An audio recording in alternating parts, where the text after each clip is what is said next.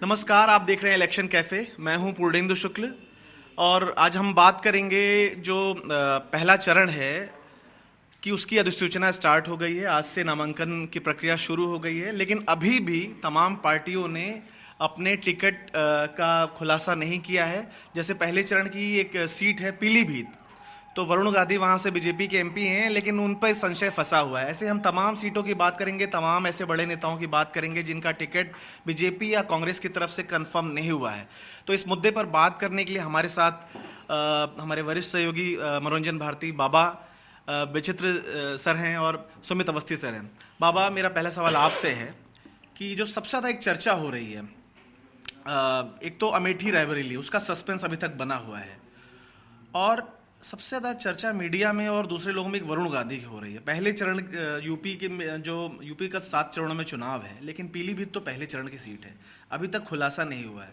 क्या लग रहा है कि पिछले समय से जो उनके सुर बदले हुए थे, थोड़ा आक्रामक लग रहे थे सरकार पे, हालांकि पिछले 1-2 महीने से थोड़ा सा नरम हुए थे, तो कहा जाता है कि स्थानीय लोगों का कुछ विरोध है, नहीं चाहते कि वरुण गांधी को दोबारा मिले। क्या किसी और को मिलेगा या पार्टी फिर से उन पर दांव खेलेगी?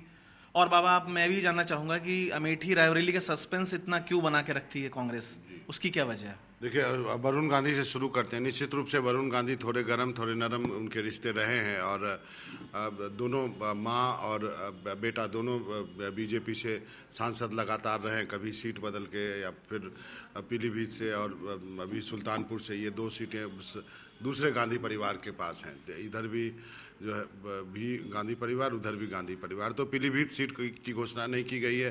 निश्चित रूप से यदि संशय नहीं है, बीजेपी यदि के मन में नहीं आया बीजेपी नेतृत्व के, तो सीट क्यों रखी गई है? सीधी सी बात है, इसमें कोई दो राय नहीं है। यदि वो आप सीट पर नहीं देंगे तो फिर अगला मूव क्या होगा वरुण गांधी का? हालांकि वरुण गांधी के बारे में ये भी खबर छपी कि उन्होंने नॉमिनेशन पेपर लिए हैं, वो निर्दलीय बढ़ सकते हैं।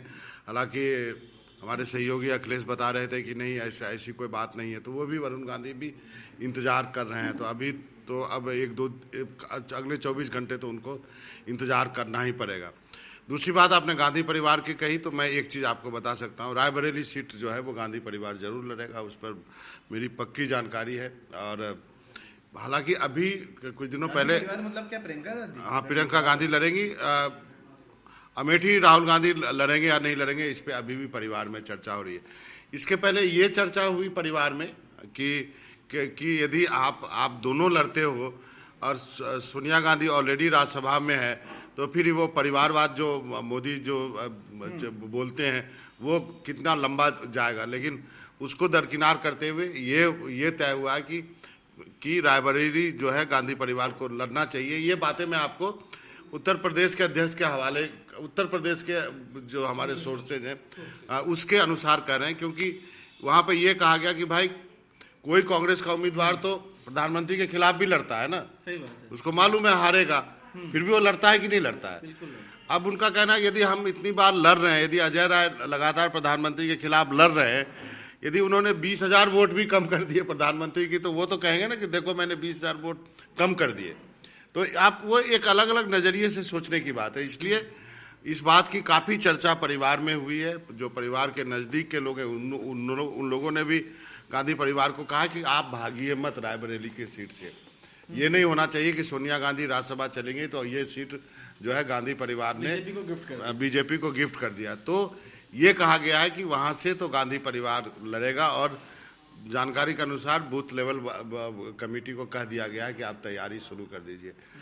अमेठी राहुल गांधी नहीं लड़ेंगे या नहीं लड़ेंगे, इस पे अभी भी जो है बातचीत हो रही है। अब जब पता चलेगा इसके बारे में तो बताऊंगा आपको।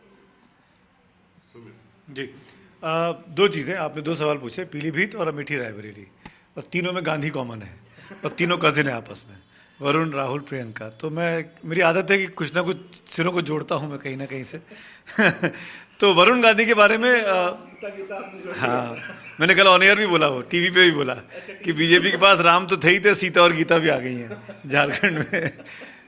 तो मैं वरुण के बारे में बताना चाहता हूँ आपसे। करीब 1 महीने पहले की बात है, वरुण गांधी की एक बीजेपी के बहुत बड़े नेता के साथ 1-to-1 बातचीत हो गई थी, और उसी के बाद से आपने शुरू में जो ओपनिंग में कहा ना कि 1-2 महीने से शांत चल रहे थे, वो उसी के बाद से शांत हो गए थे। उनको ये एश्योरेंस मिल गया था कि आप पीलीभीत लड़ेंगे।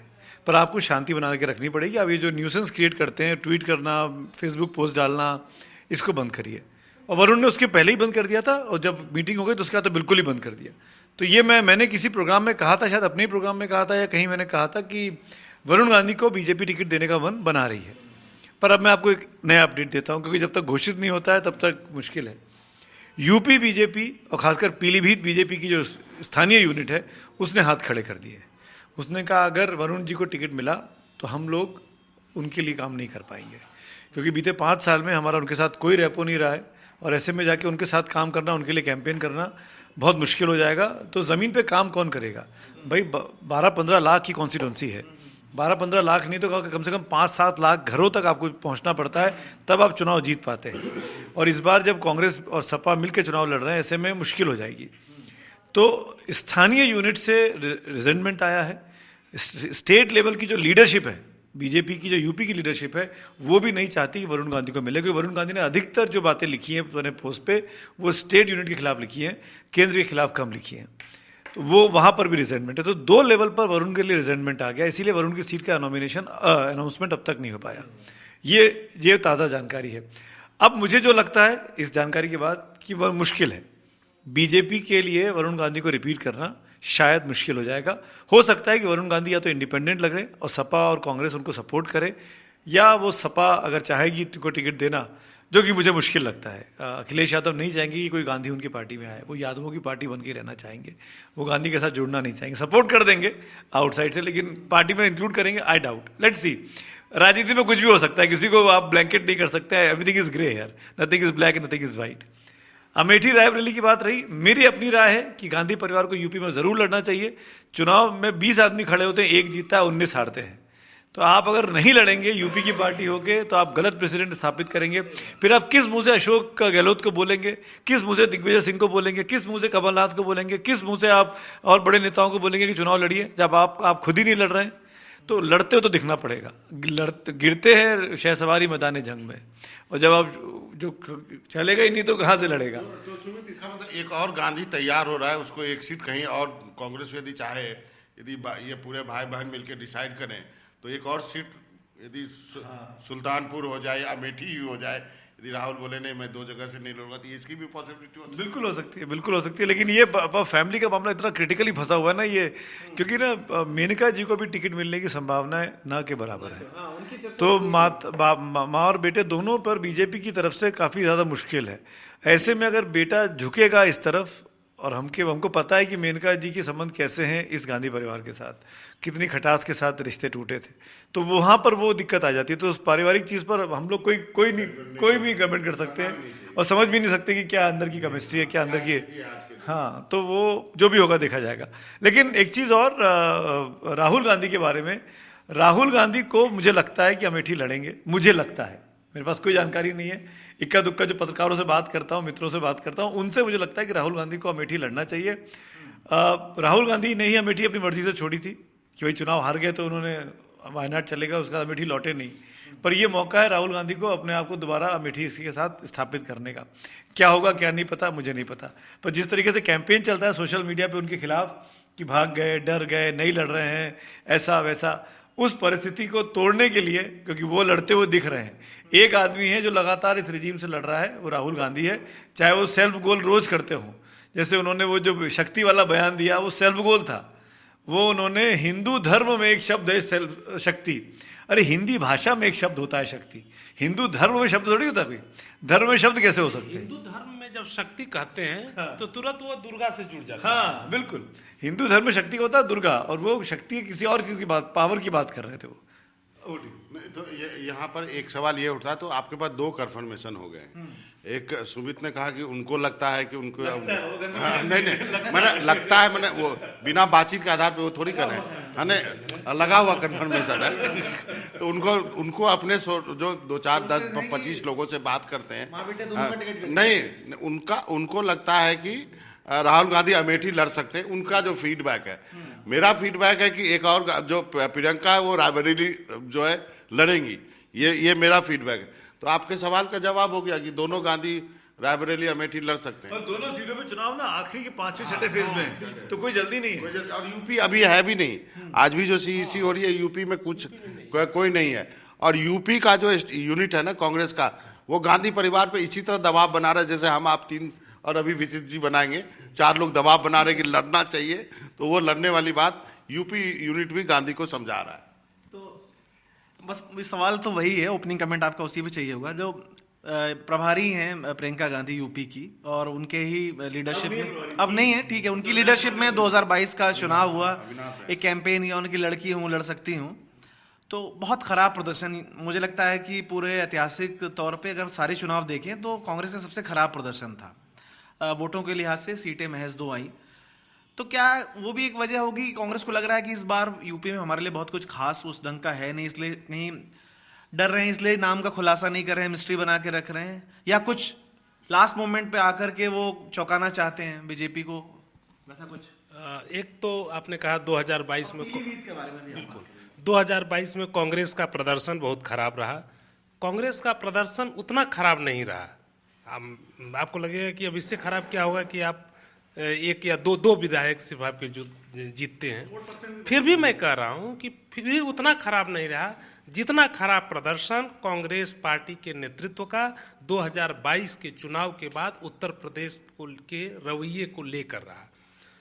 प्रियंका गांधी छोड़कर चली आई, जैसे 2019 में राहुल गांधी छोड़कर चले आए थे जब हार गए। तो हारने के बाद आपको छोड़ नहीं देना चाहिए, और अगर उस 2 साल अगर आप लगे रहते तो आज कांग्रेस का आत्मविश्वास इस तरह का होता कि वह उत्तर प्रदेश में हम सबको बैठकर यहाँ ये नहीं चर्चा करनी होती कि नेहरू गांधी परिवार का कोई लड़ेगा या नहीं लड़ेगा, लड़े न लड़े ये उनकी मर्जी होगी।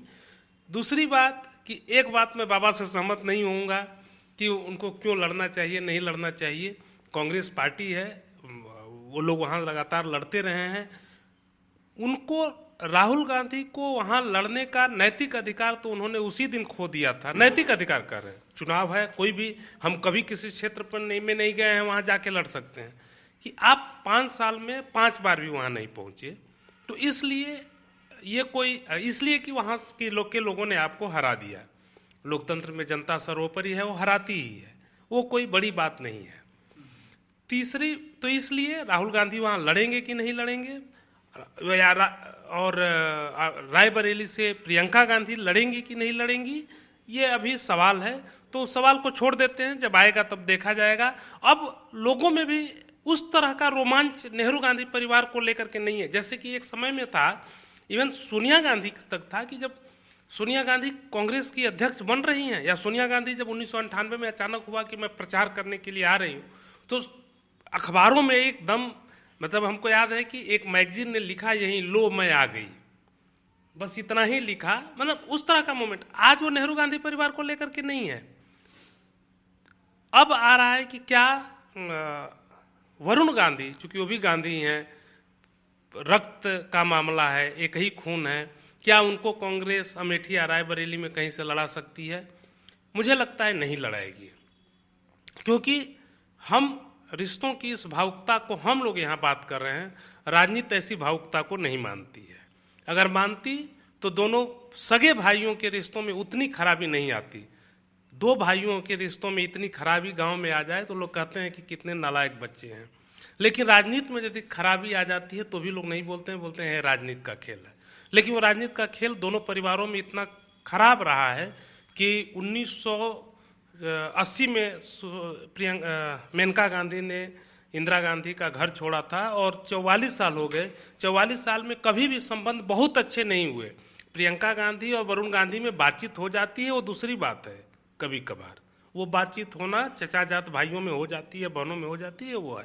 तो इसलिए मुझे इस बात को लेकर डाउट है, मुझे इस बात को लेकर के भी डाउट है अब, कि जो इन लोगों ने कहा, डाउट क्या है, मुझे तो अब यकीन होता जा रहा है कि बीजेपी इनको टिकट नहीं देने जा रही है।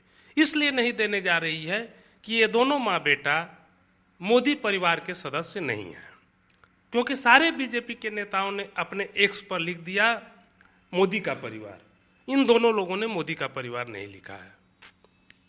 तो राजनीति में इतना तो ये लोग स्पष्टवादी नहीं है दोनों लोग, कि नहीं हम इस डंके पर राजनीति करते हैं, सुविधा की राजनीति भी करते हैं। ये बीजेपी के साथ बीजेपी के जो कट्टरवादी नेता होते हैं उनसे ज़्यादा कट्टरवादी तरीके से ये भाषण 2009 के चुनाव में दे चुके हैं। हाथ काट दूंगा, पैर काट दूंगा, जैसी वरुण गांधी, वो भाषा लोगों ने दी है। नए 29 साल की उम्र थी, 29 साल की उम्र थी। नया पता नहीं, हमको ये नहीं समझ में आता है कि नया पुराना क्या होता है। वो आपका एक व्यक्तित्व का हिस्सा होता है। जैसे राहुल गांधी के बारे में, राजीव जी के बारे में क्या कहते हैं राजीव गांधी को, उन्होंने बोल दिया कि जब बड़ा पेड़ गिरता है तो धरती हिलती है। तो ये होता है कि नए थे। 40 साल की उम्र कोई नई नहीं होती है। संवेदना के लिए कोई उम्र नहीं होती है। कोई बलवाई 80, मैं राजीव गांधी के बारे में बिल्कुल नहीं कह रहा हूँ। एक बेहद शालीन प्रधानमंत्री के रूप में उनके लिए मेरे मन में आदर है।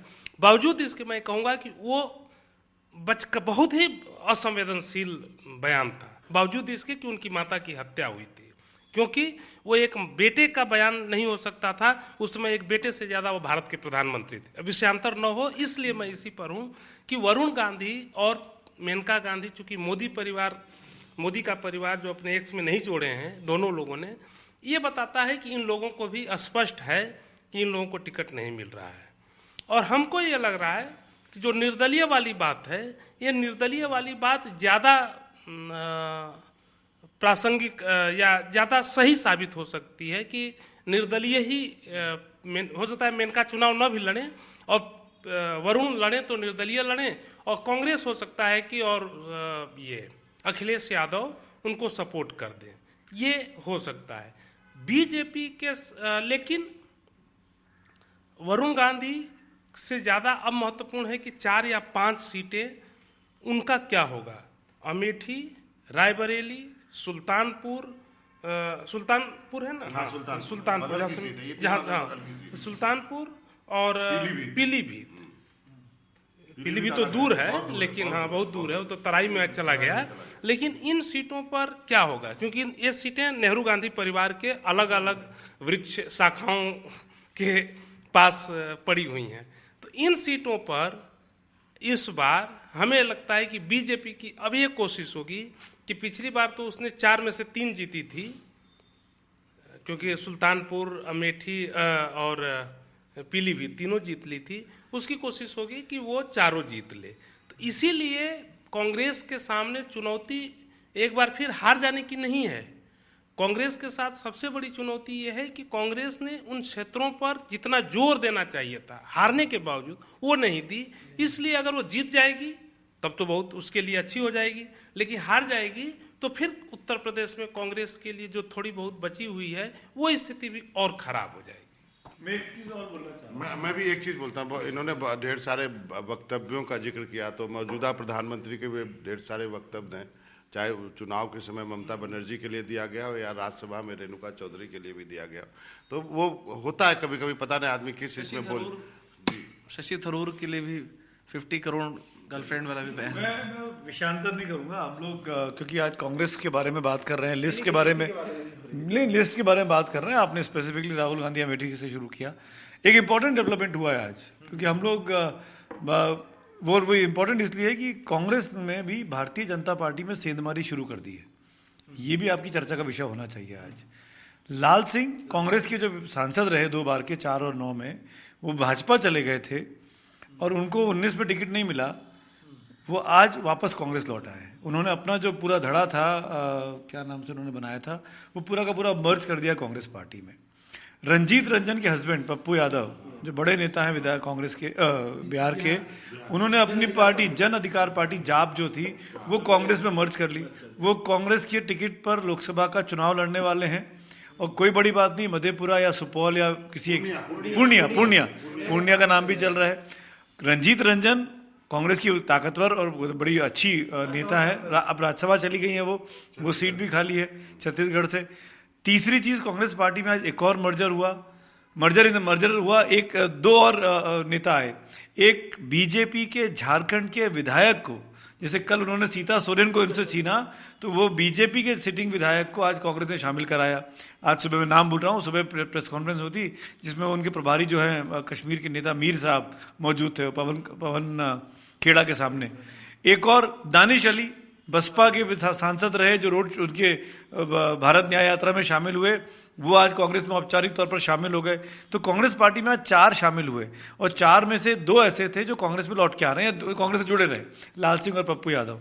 और उसके अलावा दानिश का आना और उनका आना, बीजेपी के विधायक का आना। एक और है राजस्थान में, एक और बड़े नेता है कोटा सीट पे, गुंजाल साहब, प्रहलाद गुंजाल, उनका नाम चल रहा है कि वो कांग्रेस पार्टी ज्वाइन करेंगे। वसुंधरा के बड़े करीबी हैं, गुर्जर नेता हैं और ओम बिरला के सामने लड़ेंगे। ओम बिरला के पुराने उनके पार्टी के अंदर रहते हुए खींचतान चलती रही दोनों के बीच। तो ये सब चीजें भी हो रही हैं। तो एक चीज ये भी हो रही है, बीजेपी उधर अपने साउथ में पैठ बढ़ा रही है, पीएमके के साथ गठबंधन हो रहा है, प्राइम मिनिस्टर के रोड शोज में खूब भीड़ देखी जा रही है, रैलीज में खूब भीड़ देखी जा रही है, चाहे वो तेलंगाना हो, चाहे वो आंध्र प्रदेश हो, चाहे कर्नाटक हो, चाहे केरल हो।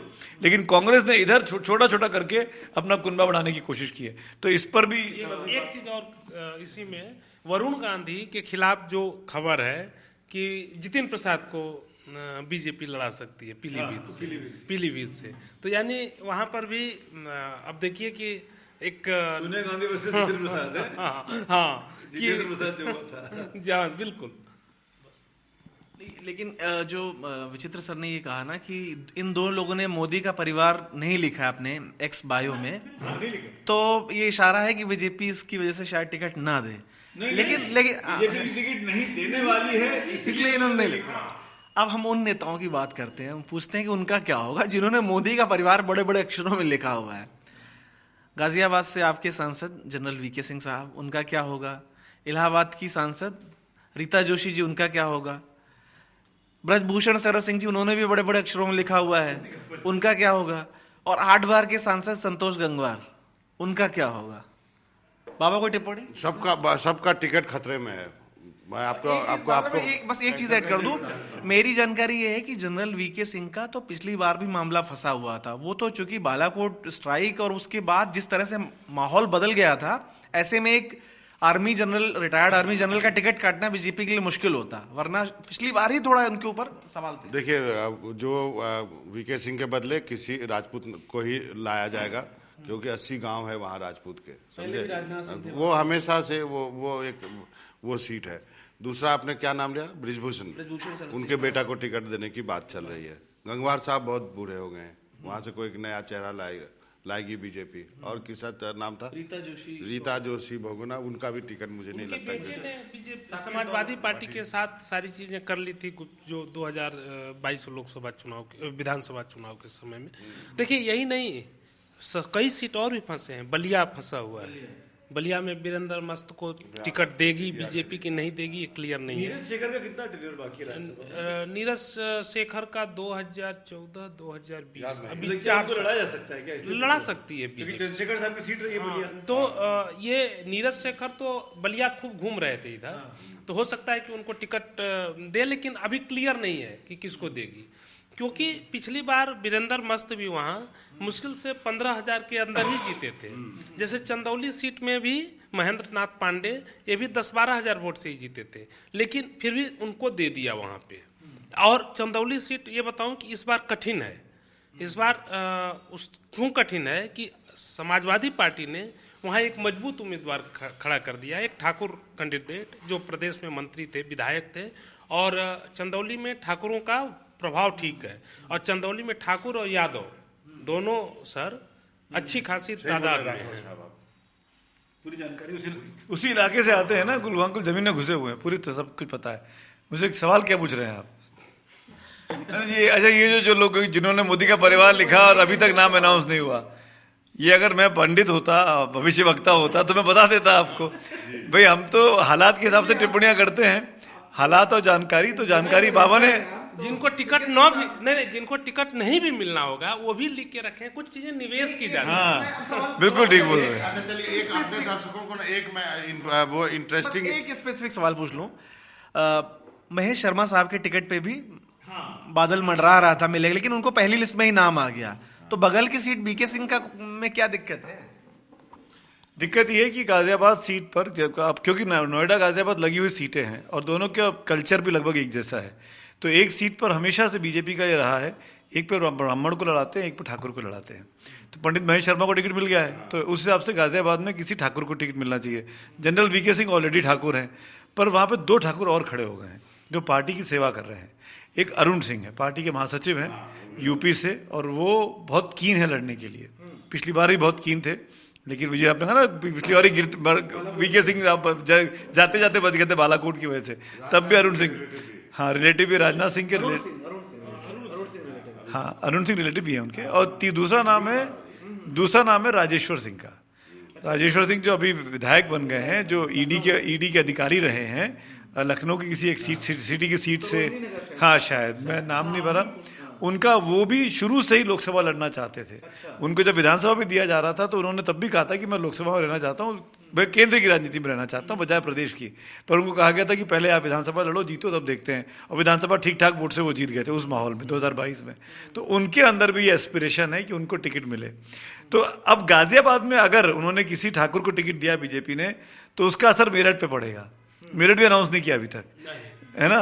तो मेरठ में कोई बनिया को टिकट मिलता है। अमूमन बीजेपी कांग्रेस की कोशिश रहती है दोनों तरफ से। राजेंद्र अग्रवाल है, इसीलिए मेरठ की नहीं पीयूष गोयल का नाम चल रहा था।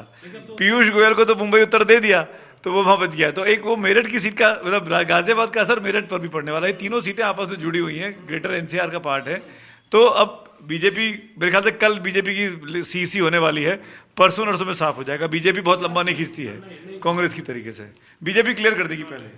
तो अब हम समाप्त कर रहे हैं। हाँ बस एक आखिरी राउंड करके नहीं तो आप आखिरी राउंड कर लीजिए। मैं लास्ट में एक्चुअली निहाल को दिखाते मुझे याद आ गया, मैंने उनसे कहा था कि कर्नाटक के जो सीट क्लियर हुए कांग्रेस के तो बहुत रोचक हैं, ध्यान से सुनिएगा।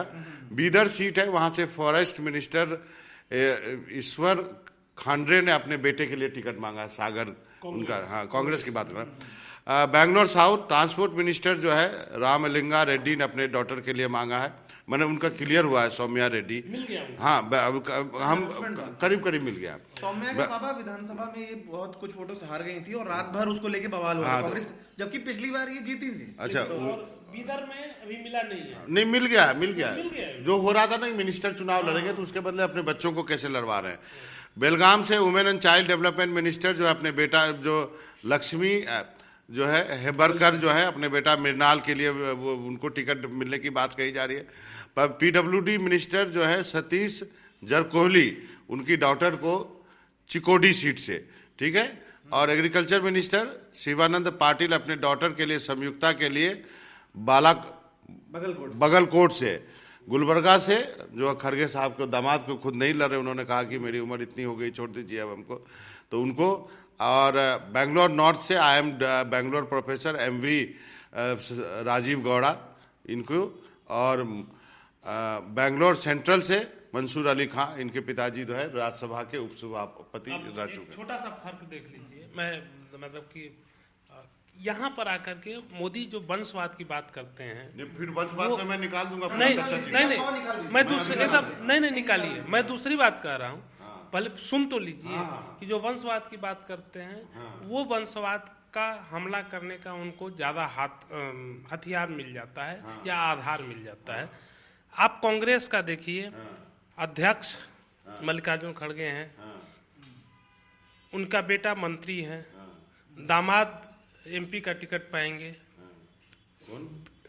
जब उनके दामाद बोल रहे हैं ना कि गुलबर्गा से बीजेपी का टिकट, कांग्रेस से टिकट मिल रहा है मल्लिकार्जुन खड़गे का, और वहाँ के मंत्रियों का कि सारे मंत्रियों के बेटा बेटी का, लगभग 5 मंत्रियों का नाम लिया।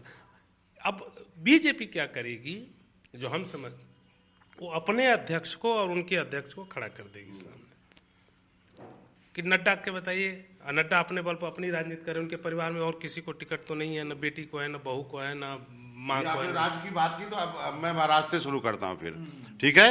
महाराष्ट्र से शुरू करें। दक्षिण मुंबई में सांसद रहे, एकनाथ शिंदे गुट में चले गए, मिलिंद देवरा को उनको ले लिया ये है। पश्चिम मध्य मुंबई लोकसभा सीट पर एकनाथ गायकवाड़ की बेटी जो है उसके नाम की चर्चा चल रही है।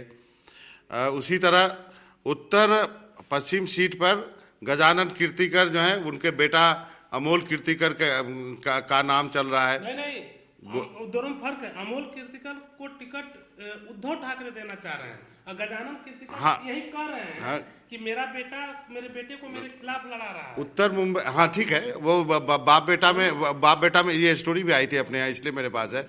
अब पीयूष गोयल का तो आप जानते हैं, उनके पिताजी जो है वो कोषाध्यक्ष। जो लिस्ट आप कह रहे हैं वो लिस्ट सर्वविदित है। हाँ, फिर तो ये डिबेट खत्म है। नहीं, डिबेट तो उसमें परिवारवाद का मामला दोनों तरफ से है। परिवारवाद से दिक्कत है, परिवारजनों से नहीं। तो बहुत सारे परिवारजनों को बीजेपी के कुनबे में शामिल हुए हैं और एक लंबी लिस्ट है। बस एक छोटा कमेंट मैं ये करूंगा कि टिकट छोटा, बस एक समराइज करते हुए एक छोटा कमेंट आपका लेंगे। देखिए, जो भी है कैंडिडेट लिस्ट की हम बात करें किसको मिलेगा नहीं मिलेगा, लेकिन एक चीज जो साफ दिख रही है कि बीजेपी जो है अपनी फौज को पूरी तरह से उतार रही है। कांग्रेस उस मामले में कहीं पीछे नजर आ रही है। आपने देखा किस तरह उनको तमिलनाडु में अपना विस्तार करना है, तो वहां की पहले एक्स प्रेसिडेंट थी तमिल सुंदर साई राजन, जो अभी तेलंगाना के राज्यपाल थे, उनको इस्तीफा दिला के अब वो ये कि चेन्नई साउथ से चुनाव लड़ने की बात हो रही है। पीयूष गोयल साहब, जिन्होंने कभी इस तरह की राजनीति नहीं की, उनको मुंबई नॉर्थ से टिकट दे रहे हैं। कहा जा रहा है कि बीजेपी के तमाम कद्दावर मंत्री, धर्मेंद्र प्रधान साहब का नाम भी बताया जा रहा है, उड़ीसा से होगा। तो इस मामले में बीजेपी ज्यादा लड़ती हुई दिख रही है और जो नेता इस तरह की राजनीति नहीं करते तो उनको भी उतार रही है। नाम तो यहां तक कि निर्मला सीतारमण और एस जयशंकर के भी हैं। हो सकता है कि अभी आगे की लिस्ट में देखने को मिले, पता नहीं मालूम। क्या इस मामले में बीजेपी फ्रंट फुट पे और कांग्रेस, इस पे एक छोटी टिप्पणी आप लोगों की। क्या मतलब बीजेपी ज्यादा दिख रही है कि अपने बड़े नेताओं को लोकसभा चुनाव लड़ाना चाहती है, कांग्रेस के बड़े नेता बच रहे हैं। वो राहुल गांधी कहते हैं ना कि हमारे पार्टी में बहुत ज्यादा लोकतंत्र है, तो वो कोई लड़ने के लिए तैयार ही नहीं है और अपने बच्चों को इसलिए लड़ा रहा है। कोई विधायकी छोड़ के, मिनिस्टरशिप छोड़ के क्यों लड़ेगा? सीधी सी बात है। दूसरा बात यह है कि एक जीत का भी होता है ना, जीत के सब माँ बाप हैं, हार का कोई नहीं। तो अब वो चला रहा सिस्टम, उसमें चाहते हैं कि इस बार ही बन जाए तो बन जाए। इसके तो दो कारण है। एक तो पहला कारण ये है कि हार का डर है। जो रोहन गुप्ता जो प्रवक्ता थे वो चुनाव लड़े थे, फिर अचानक उन्होंने प्रदेश अध्यक्ष को चिट्ठी लिख दी कि पता नहीं घर में किसकी तबीयत खराब है तो क्या कुछ करना है। हाँ, तो हाँ, अब सही बात है, अखबारों में मैंने पढ़ा, हम नहीं जानते कि सही है गलत। रोहन गुप्ता ने मना कर दिया कि मैं चुनाव नहीं लड़ सकता है, तो चुनाव नहीं लड़ सकता। तो ये क्या होता है कि आप जब हार का डर होता है तो ये काम करते हैं। दूसरी चीज क्या है कि लोग ये चाहते हैं कांग्रेस के अंदर, हमें जो लग रहा है कि एक पद पर तो मैं हूं ही, जो जहां पे है वो बना रहे और मेरे परिवार के किसी को मिल जाए, तो आपके परिवार में ही दो लोग हो जाएंगे। और तीसरी चीज है कि कांग्रेस में जब पार्टी कमजोर होती है तो शीर्ष का नेतृत्व उसकी चलती नहीं है। बीजेपी में अगर मोदी या अमित शाह प्रधानमंत्री या गृह मंत्री अगर किसी से कह दें कि तुमको ये करना है, तो उसके बाद उसके पास कोई विकल्प नहीं बचता है। देवेंद्र फडणवीस उप मुख्यमंत्री नहीं बनना चाहते थे ना, लेकिन कहा गया बनो तो बन गए। बहुत कैसे बने थे, उनका चेहरा उस दिन का देख लीजिए। और जब कांग्रेस की तूती बोलती थी तब सोनिया गांधी जो कहती थी, आज ही कांग्रेस की तूती बोलने लगे तो राहुल गांधी एक बार बोलेंगे तो 4 बार लोग लड़ने को तैयार होंगे। और नहीं तूती बोलती है तो बीजेपी में ही जो अडवाणी एक समय में सर्वशक्तिमान थे, उनके सामने ही उमा भारती क्या क्या कह करके नहीं चली गई थी, वो तो वीडियो सबके सामने है और सब लोग मुंह देख रहे थे। तो बीजेपी में प्रधानमंत्री और बीजेपी इतनी ताकतवर है कि एक व्यक्ति के बारे में कोई कुछ नहीं बोल सकता है। वो अगर मोदी जी ने तय कर दिया कि भाई पूर्णेंदु जी आपको चुनाव लड़ना है, तो एक तो बीजेपी में जीत की विनिबिलिटी इतनी, मतलब इतनी बार आपकी जीत का इतना ज्यादा संभावना है अभी बीजेपी में कि आप तो ऐसे ही खुश हो जाएंगे, और नहीं भी होगी तो भी भाई अब जब नेता बोल दिया तो क्या करेंगे, जाना ही। दो जानकारी दे दूं, अभी भी मुझे याद आया बातचीत के दौरान, कांग्रेस पार्टी जैसे मैं कह रहा था कुछ चीज़ें बदलाव कर रही है। तो मैंने सुना है ऐसा कि पंजाब के पूर्व मुख्यमंत्री चन्नी साहब को राजस्थान लाया जा रहा है और गंगानगर या जालौर, नहीं, श्रीगंगानगर सरदार और दलित reserve seat, reserve Jignesh Mevani का नाम जयपुर से चल रहा है, जो कि वहाँ गुजरात में विधायक है। तो ये इस तरह की चीजें कांग्रेस पार्टी भी एक्सपेरिमेंट कर रही है, कहीं से ला कर कुछ तरीके से कुछ करने की कोशिश की जाए। ये सब चीजें उठापटक चल रही हैं। और जहां तक रही बीजेपी की तैयारी की बात, मुझे आप ही की एक बात याद आ रही है। आप शायद शो के आगे पीछे आपने बोला था, चाय पीते हुए बार हम लोग बैठे थे, और मैं आप ही की बात आप ही को रिपीट कर देता हूं कि सिक्का चल रहा है। भाई जब जो आदमी जो चीज अच्छी हिट हो रही होती है उसका बहुत की हर चीज मास्टर स्ट्रोक है, और जब नहीं चल रही है तो किसी की कुछ भी आप कितने भी अच्छा कर रहे हो सब खराब है। तो अगर आपका सब अच्छा चल रहा है और वाइड बॉल पे भी अगर आपको रन आउट मिल जा रहा है तो आपकी किस्मत अच्छी चल रही है, और अगर आपकी अच्छी बॉल पर ही चौका मार दिया जा रहा है और कोई पुछल्ला बल्लेबाज मार दे रहा है तो आपकी किस्मत खराब है। तो वही स्थिति है, बल्लेबाज हिट विकेट हो जा रहा है। तो आज की चर्चा में इतना ही, कल किसी और विषय के साथ फिर मिलेंगे, तब तक के लिए धन्यवाद। धन्यवाद। धन्यवाद।